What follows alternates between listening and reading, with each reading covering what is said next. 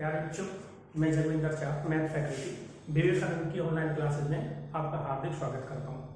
विवेकानंद ने अपनी एक नई पहल शुरू करते हुए और इस कोरोना महामारी के चलते अपनी ऑनलाइन क्लासेज स्टार्ट की है और उसमें मैं आपको मैथ सब्जेक्ट को पढ़ाऊंगा और आपका कोई भी लेवल हो, चाहे साइंस के स्टूडेंट हो, हम बेसिक से टॉप की ओर चलेंगे और हर चीज़ को जानेंगे और जो चीज़ें मैं आपको समझाऊंगा, अगर वो चीज़ें आपको समझ में आती हैं तो मैं ये कह सकता हूँ कि आपके सिलेक्शन को कोई नहीं रोक सकता।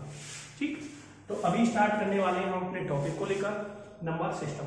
ठीक, तो नंबर सिस्टम की हम जब बात कर रहे हैं तो यहाँ पर दो चीजें हैं, एक तो नंबर और एक सिस्टम, मतलब संख्या और पद्धति। पहले नंबर्स की बात करेंगे और सिस्टम की बात बाद में करेंगे। ठीक है, तो सबसे पहले हम स्टार्टिंग करेंगे, बेसिक से स्टार्ट करेंगे और बिल्कुल टॉप तक जाएंगे, आपको परेशान होने की कोई आवश्यकता नहीं है। तो सबसे पहले हम बात करेंगे डिजिट। हिंदी और इंग्लिश मीडियम के बच्चों को साथ साथ पैरेलल लेके चलेंगे। तो डिजिट को हिंदी में बोलते हैं अंक। तो आप सारे लोग जानते हो कि अंक क्या होते हैं, 1 2 3 4 5 6 7 8 और 9।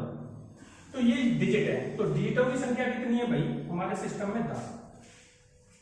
लेकिन अब हमने तो बात अभी किसकी की है, डिजिटों की। अब हम बात करने वाले हैं किसकी, संख्याओं की। तो अभी हम बात करने वाले हैं संख्याओं की। तो संख्या क्या होती है, देखो मैं लिख रहा हूं संख्या, आप समझना इन चीजों को। ये देखिए,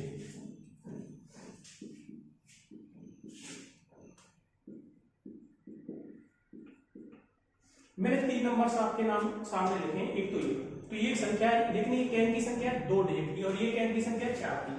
अगर कोई बच्चा ये कहे कि ये कैन की संख्या कोई दशमलव वाली संख्या लिखती है, तो प्यारे बच्चे दशमलव के बाद आने वाले अंकों को हम काउंट नहीं करते डिजिट में और पहले 2 अंकों को काउंट करेंगे। तो इसमें बताओ दशमलव से पहले कितने अंक है? तो ये होंगी आपकी 2 अंक की संख्या। कोई बच्चा कह रहा हो सर इनको काउंट क्यों नहीं करते, तो मैं इसका कारण बताता हूं। देखिए, ये जो नंबर मैंने लिखा है, अगर इसके पीछे मैं 0 बढ़ा दूं तो क्या इस नंबर के मान पर कोई प्रभाव पड़ेगा? क्या नहीं ना। तो इसीलिए दशमलव के बाद आने वाले अंकों को कभी भी डिजिट में काउंट नहीं किया जाता। तो अभी हमने बातें की डिजिट की और संख्याओं की। संख्या किससे बनती है? डिजिटों से। जब हम अंकों को व्यवस्थित कर देते हैं, 2 या 3 या 4 अंक लिख देते, तो क्या कहलाती हैं? संख्याएं।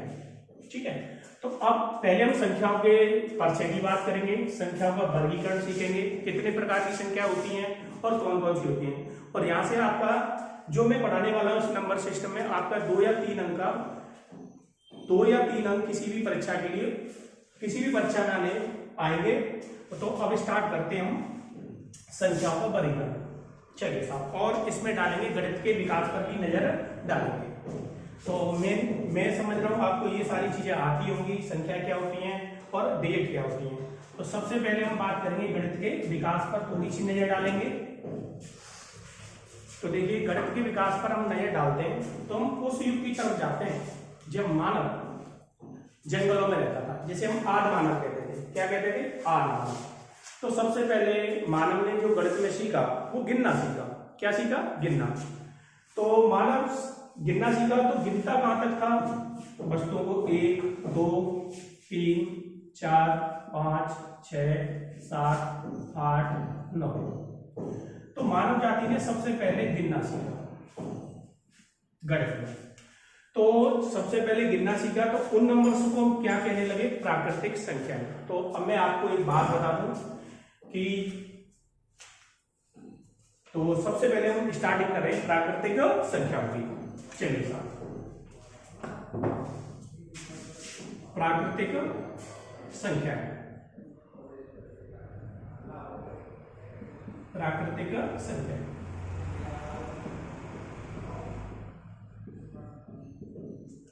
Natural numbers, natural numbers. चलिए साहब, सबसे पहले हम स्टार्ट करें प्राकृतिक संख्या। प्राकृतिक संख्या क्या होती है? हम डेली लाइफ में वस्तुओं को गिनते रहते हैं और गिनने के लिए जिन अंकों का जिन संख्या का प्रयोग करते हैं वो सारी संख्या क्या कहलाती है? प्राकृतिक संख्या। तो जब हम बचपन में विद्यालय गए तो सबसे पहले हमें टीचर ने सबसे पहले हमें गिनती सिखाई। तो मानव जाति में मानव ने सबसे पहले गिनना सीखा। ठीक, तो तो हम गिनती कहाँ से शुरू करते हैं? जैसे मेरे हाथ में ये कितनी वस्तुएं आप बताइए, देखिए तो मेरे हाथ में आपको 3 वस्तु होगी और मैंने गिनूं तो गिनती कहाँ से स्टार्ट होगी? 1, 2 और 3। डेली लाइफ में हम जिन चीजों को गिनने के लिए उपयोग करते हैं वो सारी संख्या कैसी कहलाती है? प्राकृत संख्या। तो हम पहली बात करेंगे प्राकृत संख्या के समुच्चय की। समुच्चय से मतलब रहेगा मेरा अभिप्राय समूह से। तो प्राकृत संख्या का जो समूह है तो वो मैं देख रहा हूं 1, 2, 3, 4, 5, 6, 7, 8, 9 और 10। अब तो ये आपका प्राकृत संख्या का समूह। चलिए साहब, तो अगर हम इस समूह पर बात करें प्राकृत संख्याओं की तो सबसे पहले हम ये देखें इसमें सबसे छोटी प्राकृत संख्या क्या है? 1। और ये भी हम ध्यान से देखें इसमें शून्य को स्थान नहीं दिया गया है, तो इसका मतलब ये है कि प्राकृत संख्या में शून्य को सम्मिलित नहीं किया जाता है। तो ये है आपकी प्राकृत संख्या। और मैंने बताया था गणित के जब विकास की बात करते हैं, जैसे उसमें बात कर रहा हूं आदिमानव की, तो मानव के जीवन में कुछ आविष्कार और खोजों ने मानव के जीवन को झकझोर और बहुत बड़ा बदलाव किया। जैसे मैं ये कहूं अग्नि की खोज, धातु की खोज, पहिए की खोज और शून्य की खोज। तो शून्य की खोज बड़ी महत्वपूर्ण थी क्योंकि जो आदिमानव था जंगलों में रहता था, कंदमूल जो खाता था, वो मानव जाति मात्र 9 तक गिनना जानती थी। 9 से आगे गिनती उसे आती नहीं थी, क्योंकि 9 से आने वाली अगली प्राकृत संख्या जो गिनती में यूज करते हैं वो 10 होती है और उसमें 1 और 0 की सहायता से करती है। तब तक शून्य की खोज नहीं हुई थी, तब तक मानव जाति गिनना कहाँ तक जानती थी? 9 तक। लेकिन हमारी गौरव की बात है, हमारे गणितज्ञ आर्यभट्ट जी ने शून्य की खोज की और इस मानव जाति को 9 से आगे गिनना सिखाया। तो शून्य की खोज एक बड़ी क्रांतिकारी खोज थी। जैसे उस समय की पहिए की खोज, अग्नि की खोज, धातु की खोज। आप कहेंगे ये प्रभाव धातु की खोज ने क्या प्रभाव दिया? धातु खोज से क्या हुआ कि यंत्र बने, क्योंकि उस युग में जो यंत्र हुआ करते थे वो पत्थर के हुआ करते थे। तो जब धातु की खोज हो गई तो वो यंत्र किसके बने? धातुओं के। और उनसे मानव जाति ने खेती करना स्टार्ट किया, बड़े बड़े जंगलों को काटकर प्लान करके खेती करना सीख, तो बहुत बड़े परिवर्तन थे। ऐसे शून्य ने भी बहुत बड़ा मानव जीवन में बहुत बड़ा परिवर्तन किया और एक क्रांतिकारी खोज थी। और इस शून्य की खोज करने वाले गणितज्ञ थे आर्यभट्ट जी। आर्यभट्ट जी। तो शून्य की खोज बड़ी महत्वपूर्ण खोज थी। चलो साहब, तो अभी हमने सबसे पहले प्राकृत संख्या के समूह की बात की है, समुच्चय की बात की है। तो एक बात और मैं बता दूं, किसी भी संख्या का समुच्चय हमेशा कर्ली ब्रैकेट के अंदर लिखा जाता है और हर इनको हम अवयव बोलते हैं, प्राकृत संख्याओं के अवयव, इस समुच्चय के अवयव। हर अवयव के पीछे मैंने कॉमा लगाया है, तो आपको भी कॉमा लगाना है। लेकिन कुछ क्या करते हैं, कुछ लोग कर्ली ब्रैकेट नहीं लगाते, गलत है लिखने का तरीका, कॉमा नहीं लगाते। तो कॉमा नहीं लगाओगे तो आप इसको आप कॉमा लगाओगे तो क्या पढ़ोगे? 2 और 3। अगर आप कॉमा नहीं लगाओगे तो गलती क्या कर सकता है कोई आदमी? क्या पढ़ सकता है? सिर्फ 23 या 23 पढ़ सकता है। तो ये कैसी संख्याओं का समुच्चय? प्राकृत संख्याओं का। और किसी भी समुच्चय को मैं लिखूंगा तो पहले ब्रैकेट के अंदर लिखूंगा और उनके बीच में क्या लगाऊंगा? कॉमा। तो ये आप जान ली होगी प्राकृत संख्या। तो डेली लाइफ में हम इन संख्याओं को, वस्तुओं को गिनने के लिए उपयोग करते रहते हैं। तो ये सारी संख्या कैसी कहलाती है? प्राकृतिक संख्या।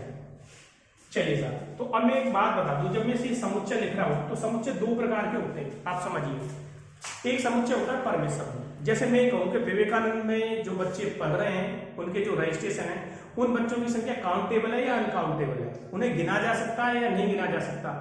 जिस समुच्चय में अवयवों की संख्या गिनी जा सकती है तो वो समुच्चय होता है परमित। और जिसमें अवयवों की संख्या गिनी नहीं जा सकती तो प्यारे बच्चे वो समूह होता है अपरिमित। तो अगर आपसे मैं एक बेसिक बात आपसे ये कर रहा हूं कि आप ये बताइए प्यारे बच्चे आप सबसे कि ये जो समुच्चय है प्राकृत संख्या होगा या ये समूह है जो प्राकृत संख्या होगा, ये परिमित होगा या अपरिमित? तो बताइए।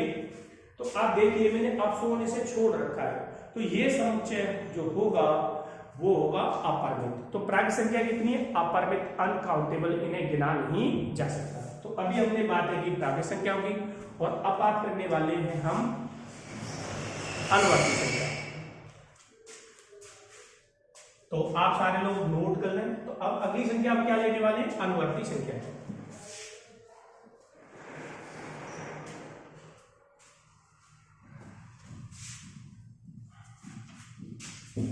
अनुवर्ती संख्या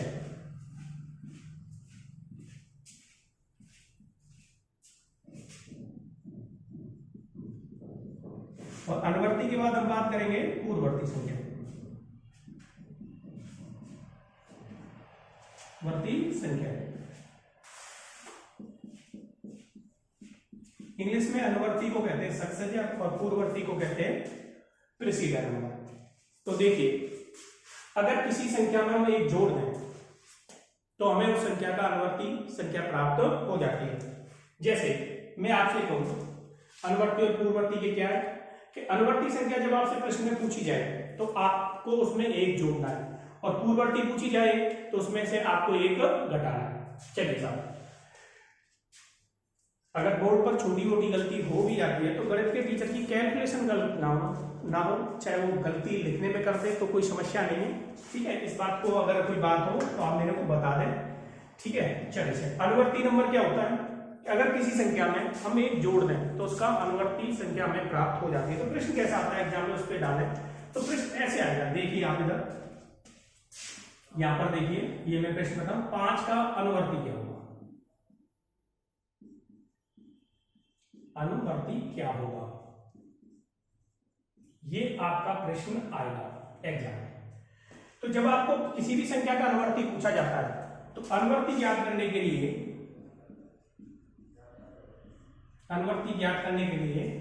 अनुवर्ती संख्या ज्ञात करने के लिए उस नंबर में जो आपको प्रश्न में दी गई है उसमें एक जोड़ देना है।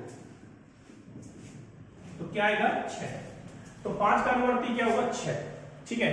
लेकिन कभी कभी आपको यह भी ध्यान रखना है कि इस तरह की वो बातें आपसे कर देता है 5 के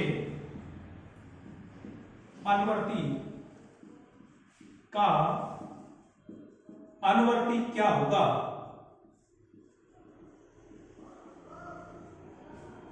तो बच्चा क्या करता है जब एग्जाम हॉल में जाता है तो बहुत परेशान होते हैं। तो मैंने यहां अनुवर्ती शब्द को एक बार प्रयोग किया, लेकिन एग्जामिनर ने आपसे गलती कराने के लिए अनुवर्ती को क्या बार प्रयोग किया, 2 बार। तो पहले आपको 5 का अनुवर्ती निकालना है, फिर जो 5 का अनुवर्ती आएगा फिर उसका अनुवर्ती निकालना है।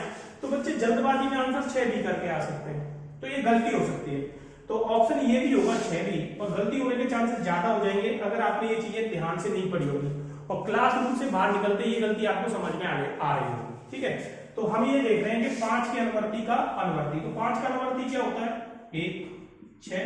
अब ये 5 का अनुवर्ती हो गया, फिर इसके अनुवर्ती का अनुवर्ती निकालना है तो 6 में फिर 1 जोड़ेंगे तो कितना होगा 7। तो इसका आंसर क्या होगा 7। और यहां पर 5 का अनुवर्ती पूछा है केवल तो 6 आया, और ये 5 के अनुवर्ती का अनुवर्ती आपसे पूछा गया है तो आंसर कितना आया 7। तो ऐसी छोटी गलती आप एग्जाम में ना करें, ठीक है। तो अभी हमने बातें की अनुवर्ती संख्या की, तो ये लिखाने की कोई आवश्यकता नहीं है। तो अनुवर्ती आपसे पूछेगा तो आपको उसमें एक जोड़ देना है, ठीक है। तो अब हम बात करने वाले हैं पूर्ववर्ती संख्या क्या होती है। पूर्ववर्ती का मतलब क्या प्राय मेरे बच्चों, मेरा कहने का मतलब ये है कि अगर हम किसी संख्या में से एक घटा दें, जैसे आपसे पूर्ववर्ती पूछ रहा है, तो जैसे आपके पास ये नंबर है 15, तो आपको करना क्या है, जब आपसे पूर्ववर्ती पूछे तो उस नंबर में से आप एक सब्ट्रैक्ट कर दें तो जो परिणाम आएगा वो क्या होगा पूर्ववर्ती होगा। चलिए साहब, तो यहां तक आपको समझ में आ गया होगा। तो अब हम पूर्ववर्ती संख्या को लेकर चलते हैं। तो पूर्ववर्ती संख्या क्या होती है मैं इसे रख सकता हूं। तो अब बात करेंगे पूर्ववर्ती की।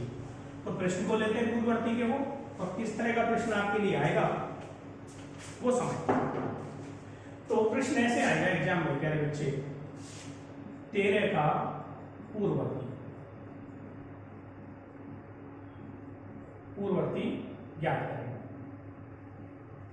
तो प्यारे बच्चे इसमें कुछ करना नहीं, जब आपको पूर्ववर्ती की बात करेंगे तो करना क्या आपको, जो नंबर आपको देगा और पूर्ववर्ती आपसे जो ज्ञात करने के लिए कहे, प्रोसीजर नंबर ज्ञात करने के लिए कहे, तो उसमें से आपको प्यारे बच्चे एक घटा देना है। तो कितना होगा 12।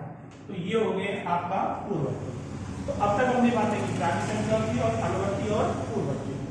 अब बात करते हैं पूर्ण संख्या, इसकी बात कर रहे हैं पूर्ण संख्या।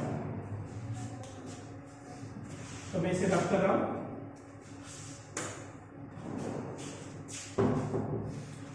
तो अब बात करने वाले हैं पूर्ण संख्या की। पूर्ण संख्या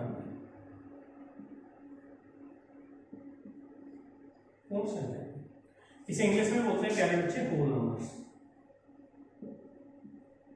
ठीक, ओके, होल नंबर्स। तो पूर्ण संख्या होती क्या है? तो अभी मैंने आपको बताया था डेली लाइफ में हम जिन संख्या का उपयोग वस्तुओं को गिनने के लिए करते हैं, तो वो सारी संख्या किसके नाम से जानी गई थी? प्राकृत संख्या। तो मैं एक बार लिख देता हूँ समुच्चय को, प्राकृत संख्या हो। देखिए ये थी आपकी प्राकृतिक संख्या, नेचुरल नंबर्स। क्या थी बोलो? 1 2 3 4 5 6 7 8 और 9 और 10। ये थी प्राकृत संख्या। अगर एक प्राकृत संख्याओं के समूह में, कौन से समूह में? देखिए आप यहाँ पर देखिए, प्राकृत संख्याओं के समूह में हम 0 को सम्मिलित कर दें। किसको सम्मिलित कर दें? 0 को। तो वो समूह कौन से संख्याओं के नाम से जाना जाता है? पूर्ण संख्या। तो अब ये देखिए, तो आप ये देखिए मैं लिख रहा हूं पूर्ण संख्याओं का समूह। तो मैंने बताया हमेशा मैं कर्ली ब्रैकेट में लिखूंगा, हर कॉलम के पीछे क्या लगाऊंगा? हर एलिमेंट या अवयव के पीछे क्या लगाऊंगा? हर अवयव के पीछे क्या लगाऊंगा? कॉलम लगाऊंगा। तो अब आप ये देखिए यहाँ पर 0 1 2 3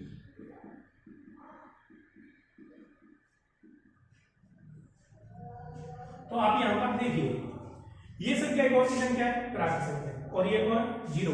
अगर आप प्राकृत संख्याओं के समूह में 0 को सम्मिलित कर दें तो वो कौन सी संख्या कहलाती है?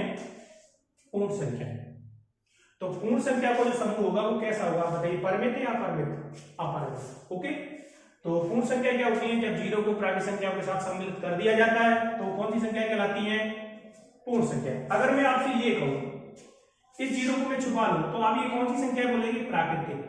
ठीक है, अगर मैं इस 0 को अगर इसमें दिखा दूं तो ये कौन सी संख्या कहलाएगी? पूर्ण संख्या। तो पूर्ण संख्या का अभिप्राय किस बात से कि आप समझें जब प्राकृत संख्या के साथ किसको सम्मिलित किया जाएगा? 0 को, तो कौन सी संख्या कहलाएगी? पूर्ण संख्या। तो अभी तक हम पूर्ण संख्या की बात कर सकते हैं। तो अब हम बात करते हैं कौन से नंबर्स की। तो मैं इसे रख कर रहा हूं, आप कॉपी कर लेना। और जिनको बार बार इस वीडियो को आप देखोगे और समझोगे, और जो चीजें मैं ये कहता हूँ मैं 100 में 100% जो मुझ पे आता है वो मैं आपको सिखा नहीं सकता, लेकिन आप 60 से 70% चीजें सीख पा रहे हो। तो जब आप इन चीजों को दोबारा देखोगे तो आप 100% भी प्राप्त करोगे। लेकिन वो क्या है? आपके अभ्यास से होगा। जितना आप लगातार अभ्यास करोगे, चीजों को समझने की कोशिश करोगे ज्यादा से ज्यादा, तो आज 60% आ रही है, कल दोबारा अभ्यास करोगे तो 70, तो 100% हर व्यक्ति सीख सकता है। लेकिन वो उसके लिए किसकी आवश्यकता रहती है? अभ्यास की। तो विवेकानंद इसी उद्देश्य के लिए आपकी क्लासें, ऑनलाइन क्लासें लेके आए, जिससे आपको अभ्यास, आपके जो आपकी एजुकेशन है, अभ्यास से आप टच रहे कि आपके नॉलेज को कम नहीं किया जाए, ठीक है, जिससे वो बढ़ती रहे। तो अभ्यास बड़ा महत्वपूर्ण है शिक्षा के क्षेत्र में। और अनुकरण, जो टीचर कहता है उनकी बातों को अनुकरण करना, अभ्यास करना, तभी आप इस कंपटीशन में, प्रतियोगी परीक्षा में सफल हो पाओगे। ठीक है, चलो साहब अब बात करते हैं प्यारे बच्चों,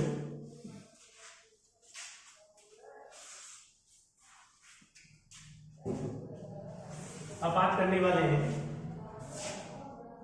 अभाज्य संख्या।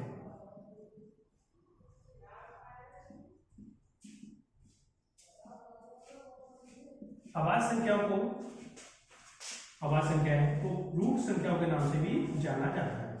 रूट संख्या,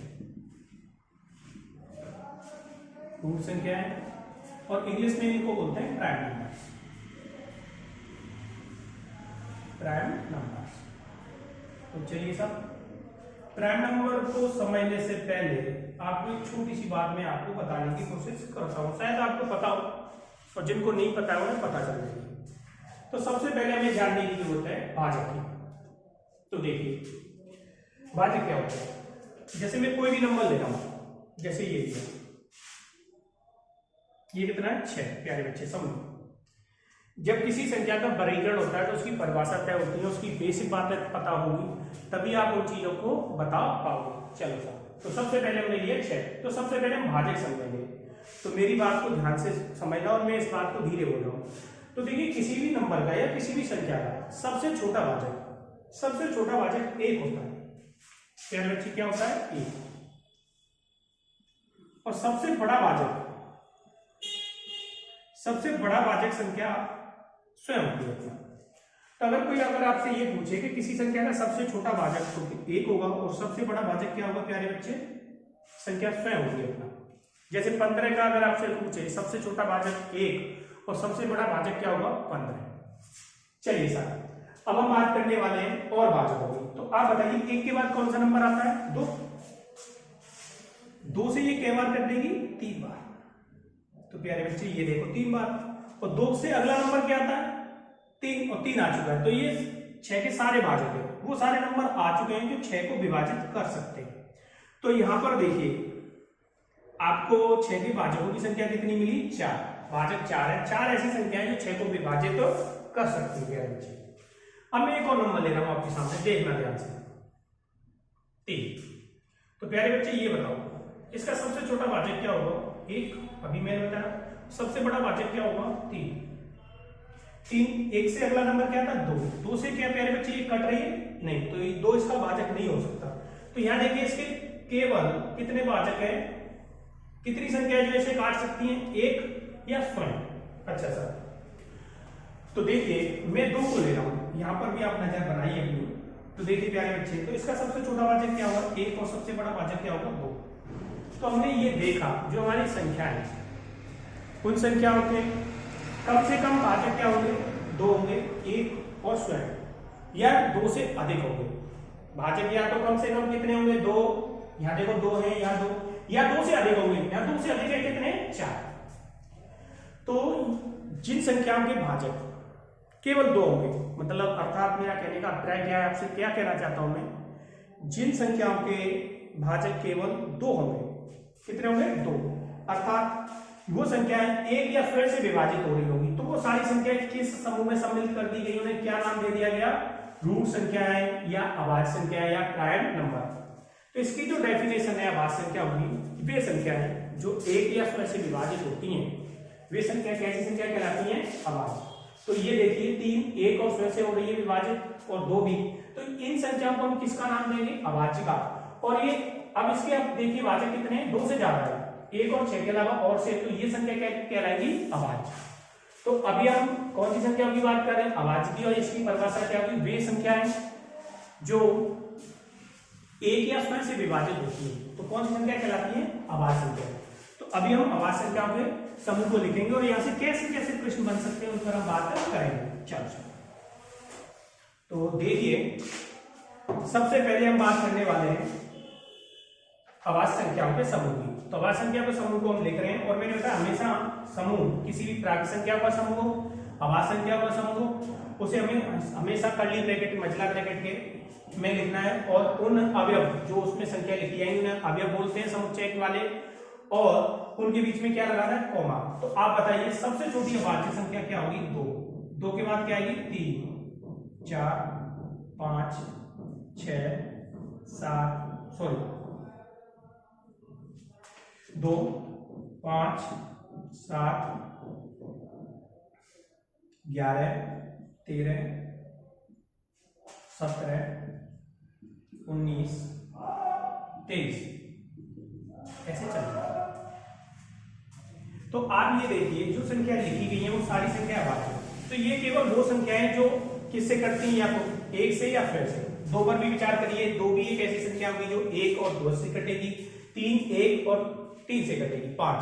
तो ये जो समूह है कौन सी संख्या का समूह प्यारे बच्चे, अभाज्य संख्या का। तो अब इसमें एग्जाम में कैसे प्रश्न पूछे जाते हैं, तो आपसे पहला प्रश्न बनेगा सबसे छोटी अभाज्य संख्या।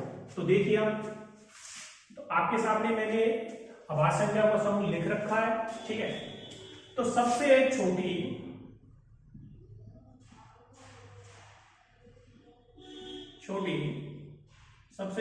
अभाज्य संख्या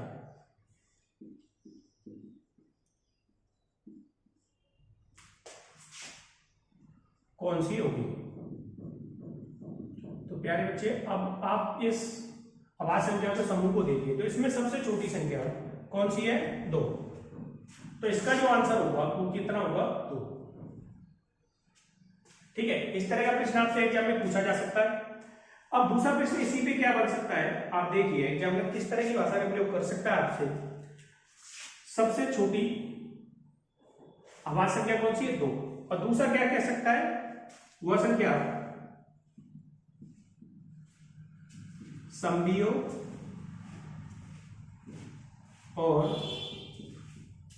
अभाज्य हो, अभाज्य भी हो।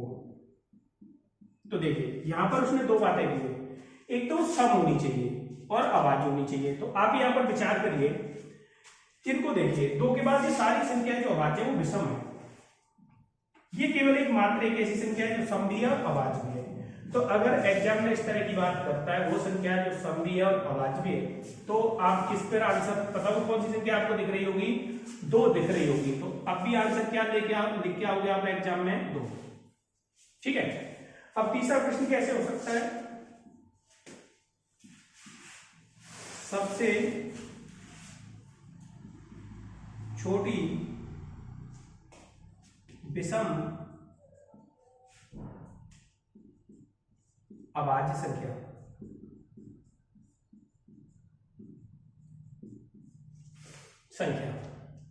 होगी।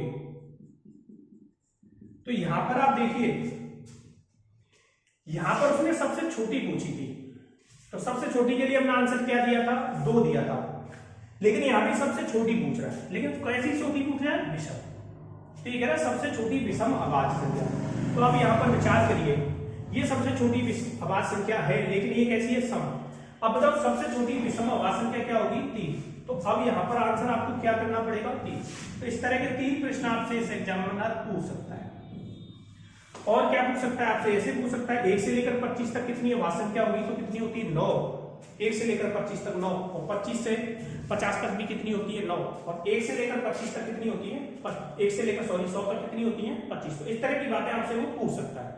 तो 3 तरह के प्रश्न ऐसे एग्जाम में पूछे गए, जो मैंने आपके साथ बोर्ड पे डिस्कस किए। सबसे छोटी अभाज्य संख्या 2 होगी, और मैंने अभाज्य संख्या के समूह को आपसे परिचय कराया आपका, और मैंने कहा वो संख्या जो सम भी है और अभाज्य भी, तभी आंसर क्या होगा, 2।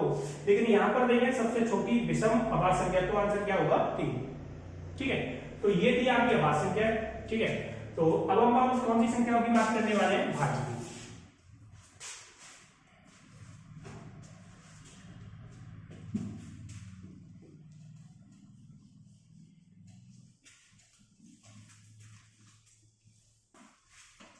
तो अभाज्य संख्या, तो देखिए भाज्य संख्या, अब भाज्य संख्याओं की बातें करने वाले हैं, संख्या।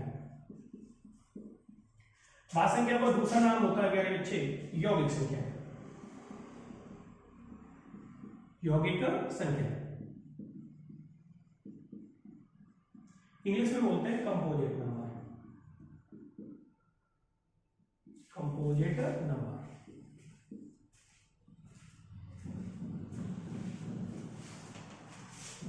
अभी मैंने आपके साथ ये डिस्कस किया कि कोई भी नंबर हम ले लें और उसके भाजकों की बात करें। जैसे मैं आपके सामने 2 नंबर ले रहा हूं, 3, और यहां पर ले रहा हूं प्यारे बच्चे 12।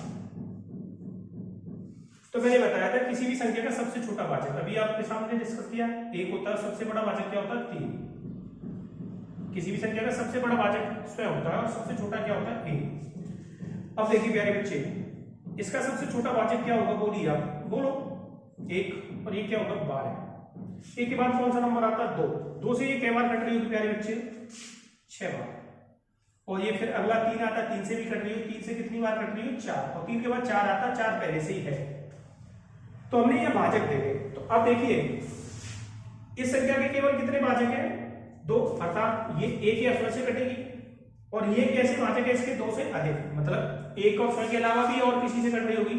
तो ऐसी संख्या है जिनके भाजक 2 या 2 से अधिक होते हैं, 2 या 2 से अधिक होते हैं, सॉरी, ऐसी संख्या है जिनके भाजक हमेशा 2 से अधिक होते हैं, तो वो सारी संख्या कैसी संख्या कहलाती है, भाज्य संख्याएं कहलाती है। तो इनका समूह लिख लेते हैं भाज्य संख्याओं का। ठीक है, चलिए साहब, तो सबसे छोटा यौगिक नंबर, सबसे छोटी भाज्य संख्या की जब हम बात करेंगे, तो आप देखिए मैं कौन सी संख्या को सबसे छोटी लिख रहा हूं, 4, 6, 8, 9, 10। तो ये आपकी कौन सी संख्या होगी प्यारे बच्चे, भाज्य संख्या है। तो इनके ये संख्याएं एक और स्वयं के अलावा भी और किसी से विभाजित हो रही होंगी, तो ये सारी संख्याओं का समूह किसके नाम से जाना जाएगा? भाज्य संख्या में। तो यहां से एग्जाम में प्रश्न कैसे बन सकता है? तो आपसे ऐसे पूछ सकता है, सबसे छोटी यौगिक संख्या। क्योंकि भाज्य जैसे शब्द को हम अपनी शब्दकोश में बहुत यूज करते हैं, लेकिन यौगिक संख्या के नाम से हम कम परिचित होते हैं। तो एग्जामिनर आपसे क्या पूछ सकता है? सबसे छोटी यौगिक संख्या। और इंग्लिश में जरूर नाम याद रखें, अगर तो आपको कंफ्यूजन हो, इंग्लिश में एक ही नाम आता है, तो ये क्या होगा? Composite number. तो यहां से सबसे जो सवाल बन सकता है वो ये बन सकता है, सबसे छोटी यौगिक संख्या, यौगिक संख्या होगी। तो अब इस तरह का प्रश्न आपके एग्जाम में बन सकता है। तो आप देखिए, यौगिक संख्या का प्राय किससे? भाज्य संख्या से। और इसमें सबसे छोटी भाज्य संख्या क्या? बोलो आप बोलो, 4। तो इसका आंसर क्या होगा? 4। तो इस तरह का प्रश्न आपसे यहां से पूछा जा सकता है। तो वो भाज्य ना पूछेगा आपसे, क्या पूछेगा? यौगिक संख्या। ठीक है, तो आप करेंगे क्लास।